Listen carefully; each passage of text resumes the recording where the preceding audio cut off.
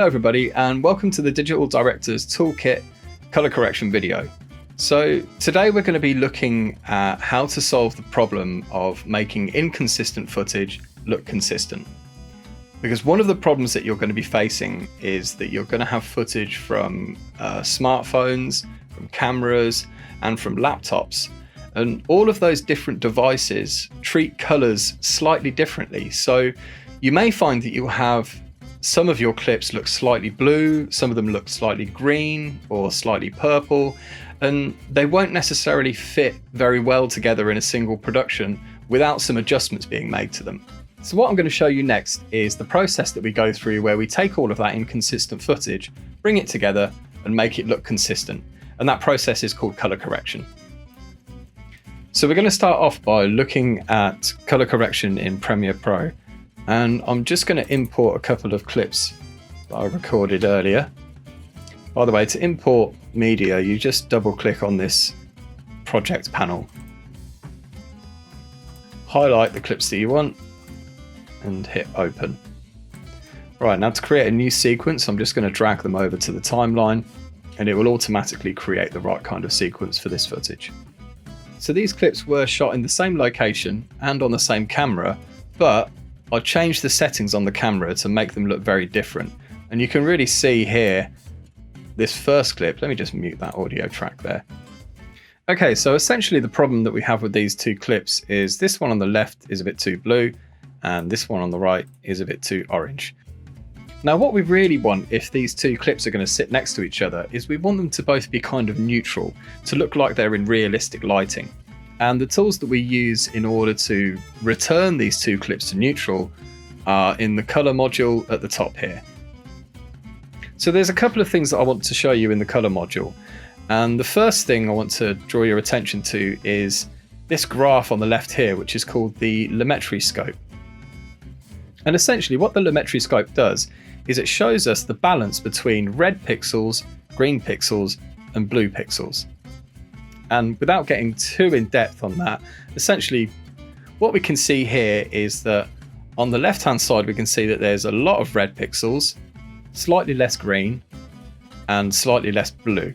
And that's what's causing this imbalance of color and making the footage look too red and giving it that orange kind of glow. Now, if we look at this second clip, we can see that the opposite is true. There are way too many blue pixels, not as many green, and not as many red. So if we want to return our footage to a kind of neutral color that isn't too blue or isn't too orange, we want to reposition our reds, our greens, and our blues so that rather than being on this kind of sliding scale with there being more blue, less green, and less red, that they are perfectly aligned, or at least as perfect as we can get them. And the way that we can bring our reds and our greens and our blues into alignment to create a more neutral look to our footage rather than a very cold one is by adjusting two parameters. And those two parameters are the temperature and the tint. If I just highlight this clip here, you can see that on the right hand side we have controls called white balance, and then we have temperature, and underneath temperature we have tint. And by adjusting these sliders, especially this one at the top, the temperature, I can start to bring those three parameters into alignment. So if I take this slider and I bring it to the left, you can see the number of blue pixels goes up. And if I take it to the right, the number of red pixels goes up. And on this second slider, tint, if I bring it to the left, there are more green pixels. And if I bring it to the right, it kind of boosts the blues and the reds and makes everything kind of purple. So I'm going to hit the reset button and then I'm going to start making some adjustments to bring these three measurements into alignment. Okay, I think that will do for our first clip. Now let's move over to the second. So for this clip, we can clearly see that there's too much red and not enough blue. So I'm going to adjust my temperature to compensate for that. And again, just bring them into alignment as closely as possible. After making some adjustments to our temperature and tint, we've now given both of these clips a much more neutral look. And if they were placed next to each other in any kind of production, the transition between them would be far less jarring than it would have been had we not made those changes. Okay, next I want to show you a slightly simpler method of color correcting, but it does require some preparation, and it requires what's called a grey card. Now, essentially what a grey card is, let me just scrub through the footage and show you where I've added one. There we go. So essentially a grey card acts as a neutral reference that can help Premiere to automatically readjust the colours and the exposure of your scene. So in order to show you how this works, I'm going to undo the colour correction that we've done. I'm just going to reset everything here. And then, rather than manually correct using my Lumetri scope, I'm just going to scrub over to where my grey card is. There we go. And you'll notice that just above temperature and tint, we have the white balance selector, which is this eyedropper here.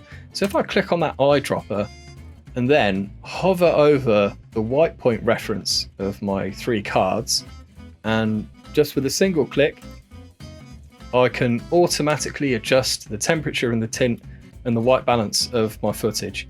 So just with a little bit of preparation, flashing a grey card in front of the camera before you start filming, the whole process of colour correction can be much simpler, much easier, and often a lot more accurate as well. Okay, so next we're going to jump over into vMix, and we're going to look at how this process works in that software. So I'm just going to go to vMix, and I'm going to add as an input both of those clips that we were looking at. I just need to find them now. There we go, there's the first one. Open that and hit OK. Add a second input. And I think it was this one. OK. So the first thing we're going to want to do is click on this small cog in the corner here. And this brings up all of the different options for making changes to that input, essentially. So the first thing we're going to look at is the color correction options that are just here. And rather than go too deep into how all of these work, I'm actually just going to hit basic autocorrect, which immediately returns this clip to a nice kind of neutral look.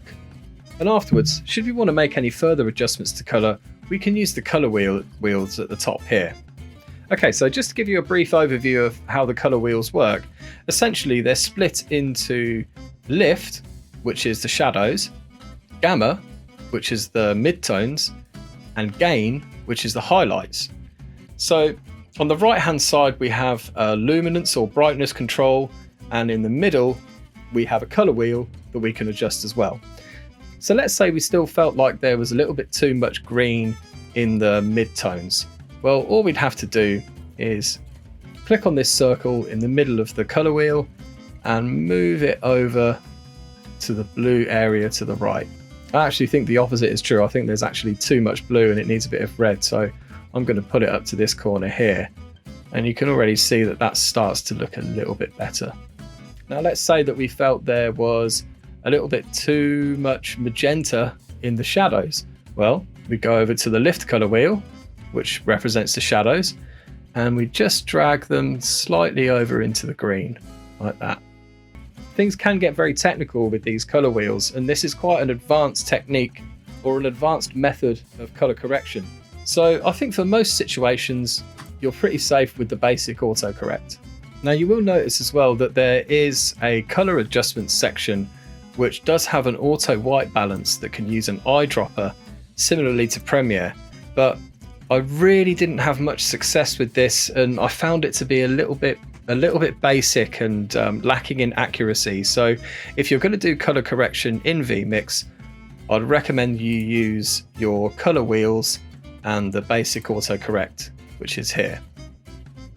Okay everybody, so that concludes our basic introduction to color correcting in vMix and Premiere Pro. Remember, if you have any questions or you would like the same process explained in a different piece of software that you're using, please don't hesitate to get in touch via email. My email address will be at the end of the video. Thanks very much. Bye bye.